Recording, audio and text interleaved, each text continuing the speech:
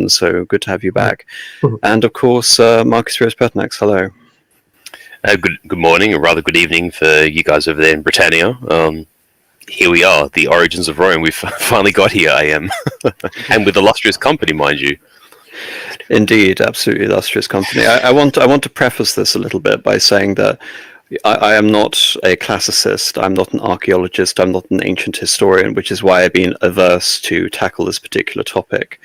In many ways, I find that anything which dabbles too much in historical conjecture, where you have to basically create asterisk histories for things, it's a term you have in philology, where languages ought to exist based on the evolutionary structure of words, etc. Therefore, we can imagine that some word or some civilization may have existed here or here.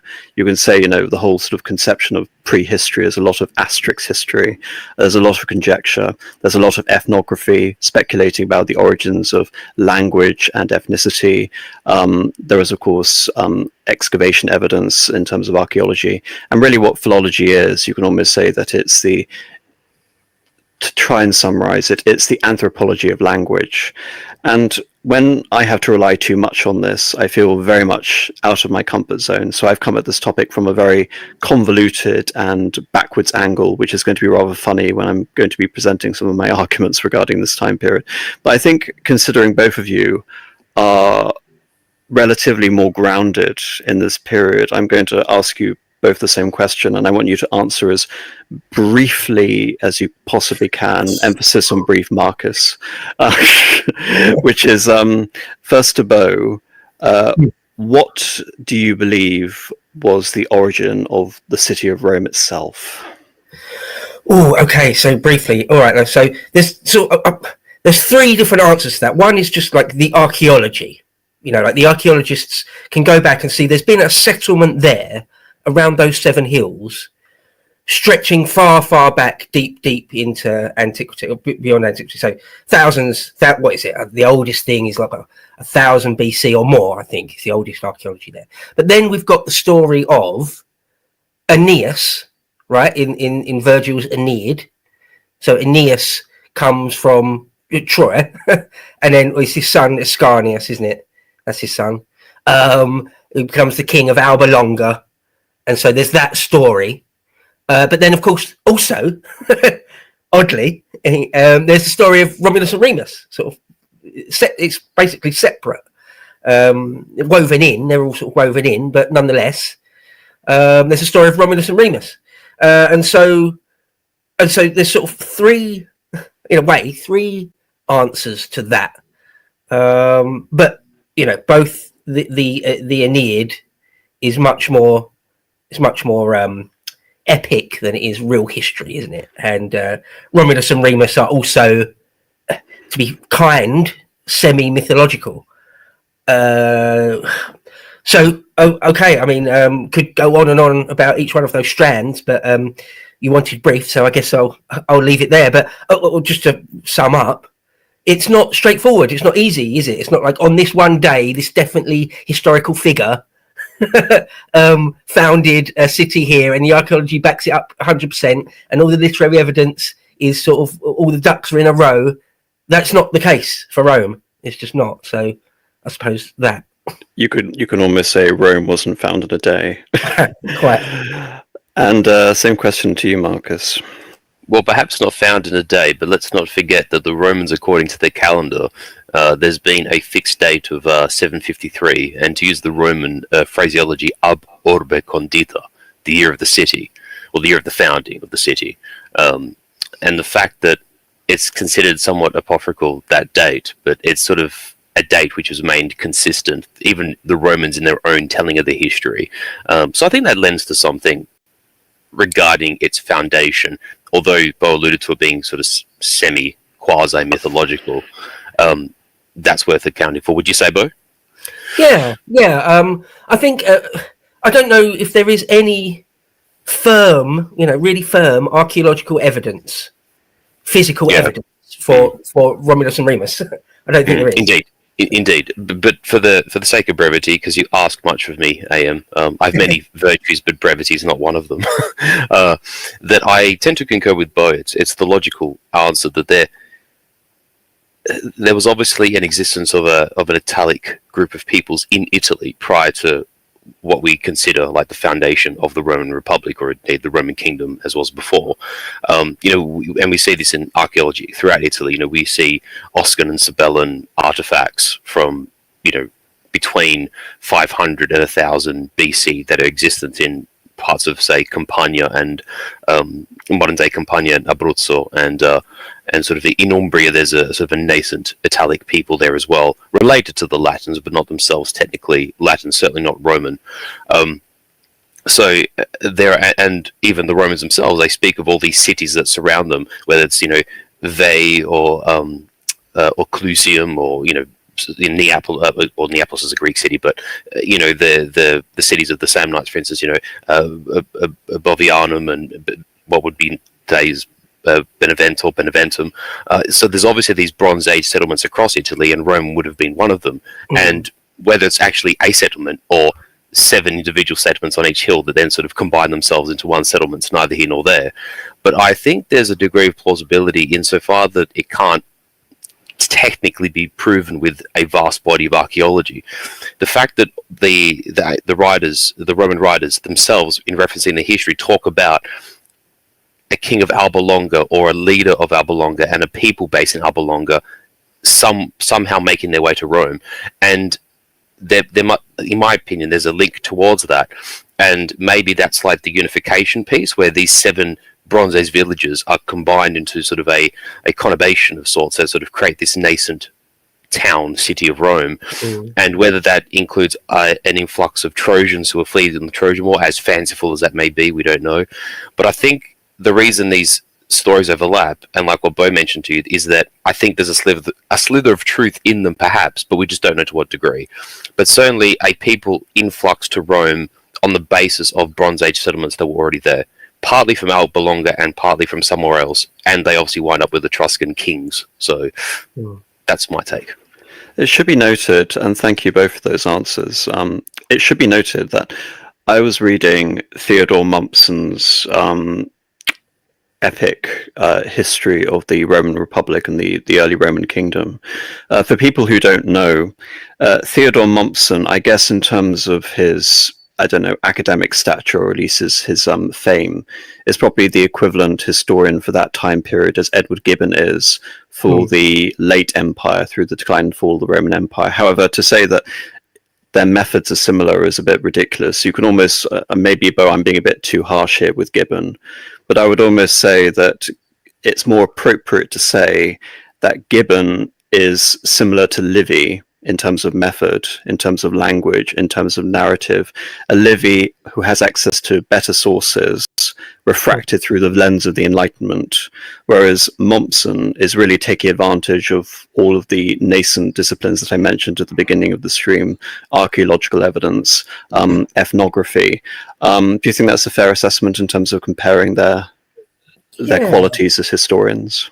Yeah, that's not bad. I happen to be a massive Gibbon fan. I absolutely love Gibbon. For me, it's a pleasure, honestly, a pleasure to read or listen to an audio book. I think he's a master of prose. I love it. I think he's a master storyteller. Whereas Mommsen is really quite dry, academic, at least in comparison. He's much more academic. A bit later, isn't he? Mommsen's 19th century, isn't he? Whereas Gibbon's sort of late 18th century. So we're talking a distance of 100 years. Yeah.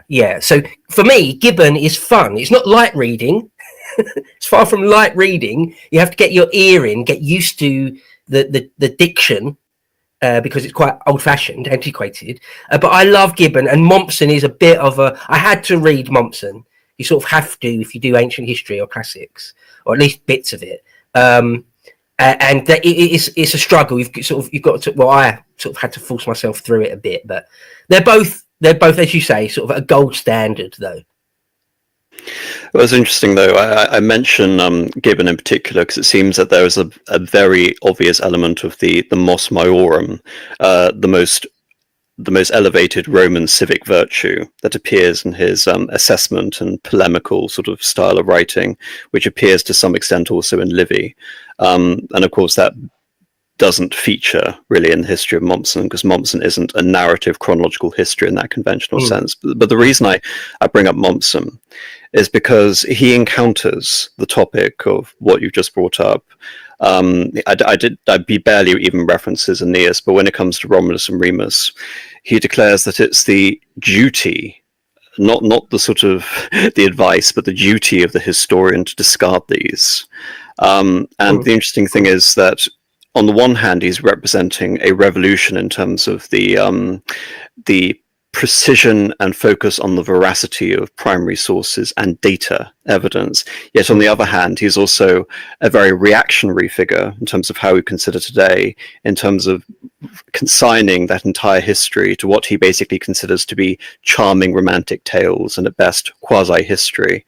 And I think it's from that pronouncement that we actually see you can almost say a degree of intellectual cannibalism that's come out of that, whereby it is automatically assumed that Romulus and Remus are ahistorical. There's nothing, or Aeneas are completely ahistorical. There's nothing to be gained from the analysis of that, regardless of how even the meta-interpretation of a figure like Romulus would feature down into the rest of Roman history and how the Romans themselves consider their own identity. All of that sort of stuff should be ignored because it's not appropriate for the veracity of the sources in which Mommsen's interrogating. And that's really where I want to begin this, because you start off with Aeneas, and Aeneas is a bit tangential in many ways, because Aeneas serves two functions, you can say, in terms of the epic poetry and his position in Roman civilization. One is to establish a heroic origin of the Latin peoples, not specifically the Roman peoples, because we're talking hundreds of years before the foundation of Rome. And two is to establish a divine ancestry for the Caesar family, effectively, specifically through Venus Genetrix, who is basically the ancestor of the Julian dynasty, effectively. And of course, we're talking about the height of the reign of Augustus, where Virgil's Aeneid was written. There's very much an element of conscious political propaganda that exists within that work. It's not too controversial to say that. But with Livy, where we get essentially, you can say, the authority from where the year 753 comes, he doesn't represent that same function as Virgil played effectively to Aeneid in this, because you mentioned, Marcus, the date 753, and even the specific day of the 21st of April, and even though Livy will use this as ab urbe condita, the founding of the city, this is attested in Piso, in later historians like Plutarch, earlier historians like Polybius and Fabius Pictor. And what I found interesting is that, as much as we can, deride the historicity of figures where there isn't that hard, corroborative textual evidence within a certain period, we're talking the 8th century in Rome, 753, all this sort of body of information comes to us right at the beginning of a Latin historiographical tradition, where the Latin people, the Romans, were beginning to identify themselves in their own national histories effectively, and even in poetry, if we're talking about a figure like Aeneas. So right at the beginning, we see stories of Romulus and Remus only a few centuries after, whereas if you compare it to, say, the tale of King Arthur or Brutus of Troy, and the founding of Britain, which again follows a similar narrative vein to the Aeneid for obvious reasons. We're talking about Geoffrey of Monmouth, and we're talking thousands of years removed from the fact of when these dates are supposed to occur. So the fact that you have so many ancient historians operating within a closer time frame who are all corroborating these dates, to me, seems interesting. And I think it's rather remarkable in the way that Mommsen can, be so confident in declaring that it is our duty to ignore this and consign this.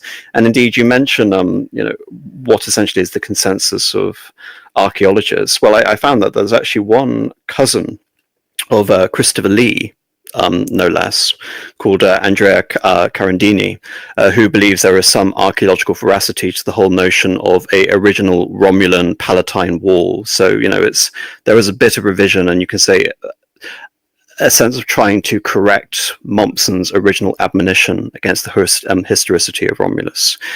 there's another. Sorry, Bogo. Can I just say something there? Yeah. Yeah, Mommsen is extremely, I would say, humorless. He's humorless, which Gibbon isn't. Sometimes I actually find Gibbon outright funny for some of the things he says, whereas that is not the case with Mommsen. And yeah, I think perhaps too far the pendulum swung too far to sort of bone dry academia, and he makes all sorts of assertions. All sorts of sort of Kenneth Clark style assertions, like big claims. But yeah, I mean, the one thing I was thinking when you're talking there about that there is this sort of this body of quite early history saying that Rome was founded on this day. The thing is, as we all know, everyone on this panel knows, that if one historian says something and they're considered correct, everyone else just copies them, right? It is quite rare, particularly in ancient times, ancient historians, for people to be doing sort of, it seems, completely original research and checking everything from scratch. So if one of the earliest possible historians, I know someone like Pictor or something, has said it's this year, it's this day, then I can completely believe that everyone after the first one that did that just took that and copied it and just but we don't know, of course, for sure. It's interesting because I would say that there are subtle variations in all of the stories, and for this stream I compared two. One was the account of Romulus by Livy, and the other was the account of Romulus by Plutarch in Plutarch's Lives.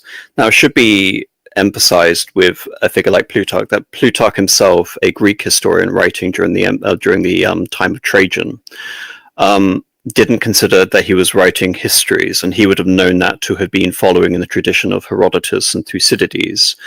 He was writing lives, like I've mentioned with Gibbon, and like I've mentioned with Libby, with the idea of communicating philosophical ideas or the mos maiorum of virtue. In his case, it wasn't just Roman virtue, but also Hellenic virtue placed side by side and compared. Indeed, Plutarch is the origin of so many things which I credit here in terms of comparative history being one. Of course, for people who are familiar with the channel, they know how much I'm indebted to the use of historical analogies here and there. And you can say Plutarch's Lives is in many ways not just the inception of modern historical biography, and of course I'm using modern with about 50 quotation marks, but also comparative history. But nevertheless, Plutarch is prepared to entertain multiple accounts of what can possibly happen in regards to Romulus, without doubting the overall historicity of the prospect that Romulus, in all probability to him at least, did exist. Otherwise, what was the purpose essentially in writing a life of Romulus and comparing it to Theseus? And again, you say that comparison makes it even more egregious, the fact that he's comparing him to the mythical founder of the city of Corinth and the primordial tales of Greek mythology as well. You have to understand again that it's all about gradations, like I mentioned with Brutus of Troy and Geoffrey of Monmouth, and then comparing the time periods. It's all very interesting to judge this in terms of what essentially can we take away from a story like Romulus, rather than just completely dismiss out of hand and say it's all rubbish, it's all romance, and there's nothing essentially to be learned here. Because both of you have communicated certain ideas regards to the origin of Rome, but I think looking at the tale of Romulus in particular is quite interesting. One begins with etymology. The etymology of Rome essentially is universally supposed to come from Romulus, or it's backdated, and the idea of the etymology of Romulus comes from the city of Rome. Even though there's no agreed on etymology as to what Rome is, of course, Rome isn't pronounced Rome in terms of its origins, it's Rum, and Rum is supposed to either have Greek origins or it's supposed to have a allusion to a stream or a trickle or a ravine, like we have, say, for example, in the river Tiber. That's another thing in terms of looking at this and trying to etymologically reconstruct a history as it ought to have happened. Because Rome exists, and because of the name Romulus, thereby it seems logical to a historian who has discounted the tale and has come at this from the point of view of, oh, well, it didn't exist, so how can I account for the name? Well, perhaps again it's a case of Romulus being a diminutive of Roman, little Roman, or in the case of Mary Beard, a historian I'm loath to use but nevertheless have to reference, the idea of Mr. Rome. And I'm not sure if but people in the audience are familiar with what I'm talking about, but this reminded me of something very, very specific. And I know Bo and Marcus have both seen this, because I've posted it on Twitter. But at a time, essentially, when a large body of historians or ancient historians were denying, essentially, or you can say evaluating the claims about Christ's historicity, Jesus Christ, and whether he was a real historical figure or not, a television presenter bishop back in the 1940s through to the sort of 1970s, Bishop Fulton Sheen, had this incredibly witty way, essentially, of trying to understand their arguments. He looks at this and trying to understand the origins of things and trying to reverse things through etymology and through archaeology. And he establishes an example. The example essentially is that on the Place de Vendôme, there is a Greek rendition of Napoleon, which is Neapollo, which, of course, we can almost see as the new Apollo. From that, he thereby concludes that Apollo is the reference that essentially archaeology and history gives us. That's the inference we're supposed to take. And the fact that Napoleon was obviously an allusion to the cult of Apollo, and that everything about the life of Napoleon can thereby be reduced down to the fact that it follows in this, you can say, mythological analogy that he's drawing. So his mother was Laetitia, the equivalent of Leto for Apollo. He had 3 sisters, like Apollo. Apollo was the sun god, so where does Napoleon essentially meet his demise? In the cruel winter of Russia, essentially. And thereby he concludes, therefore, that using these examples, Napoleon could not have existed. And I find a lot of that actually comes back to the whole idea of retroactively backdating, backforming the idea of Romulus through etymology, that because we have all of these etymological inferences that Romulus could not have existed because clearly his name was given based on the name of the city and not vice versa. In the same way that, say, for example, we look at the city of Washington, D.C. and say that Washington, D.C. obviously preformed the creation of George Washington himself. And that way, George Washington isn't real, and rather he was a mythological founder of American civilization predicated on what we find in the origins of the name of the city.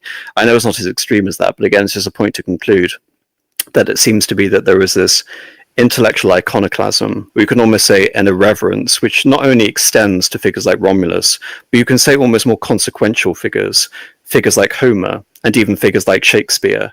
Both of you are, surely aware that there's a huge amount of historical revisionism pertaining to both. That, of course, such genius, such poetic genius, could not possibly have existed. Thereby, we have to conject that it was either a different individual or a body of different individuals that are responsible for the original works.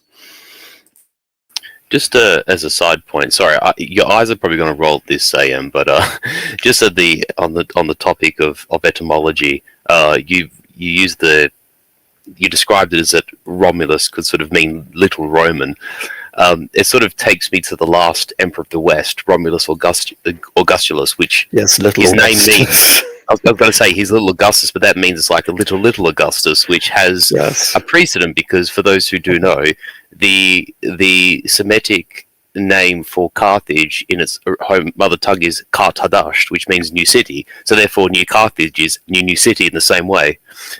The Romans have done the Carthaginian trick of double naming something.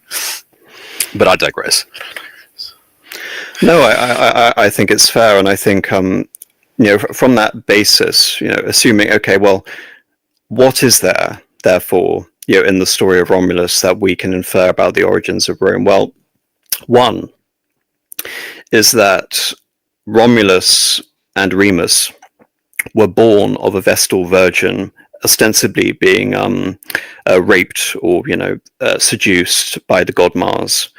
Now and again, you can say that is an obvious allusion to the fact that you want to establish a heroic origin, for the city of Rome. And for people who don't know, heroes invariably were the product of gods sowing their wild oats, to put it as kindly as possible. You just need to look at the origins of Hercules and many of the scions of Zeus, even the origins of Athena, to understand about this concept of how many of the Greco-Roman gods were effectively produced. And in the case of Romulus, he falls in that tradition. But just the emphasis there, the seduction of a Vestal virgin. Bo, would you like to explain to us the implications of a Vestal virgin forsaking her oath of chastity? Yeah, I mean, it was sacrilege. It was literally against the law. I mean, the penalty is death. So yeah, often when you read the Tarpeian Rock, isn't it, Bo? If I'm not mistaken, right? Yeah, right. Literally, yeah, that was the Right. punishment for defiling a Vestal virgin. And sorry, Yeah, continue.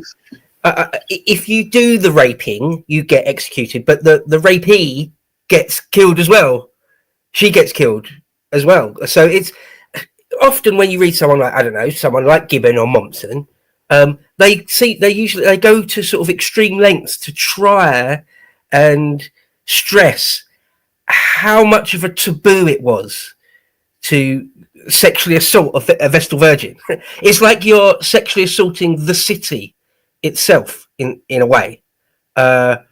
It's an outrage of outrages, something like that. But if I recall rightly, because it's been a good couple of years since I read Plutarch's Life of Romulus, I did a bit of content on it. I think must be knocking 3 years ago now. So that was the last time I've read it, but I've read it 3 or 4 times.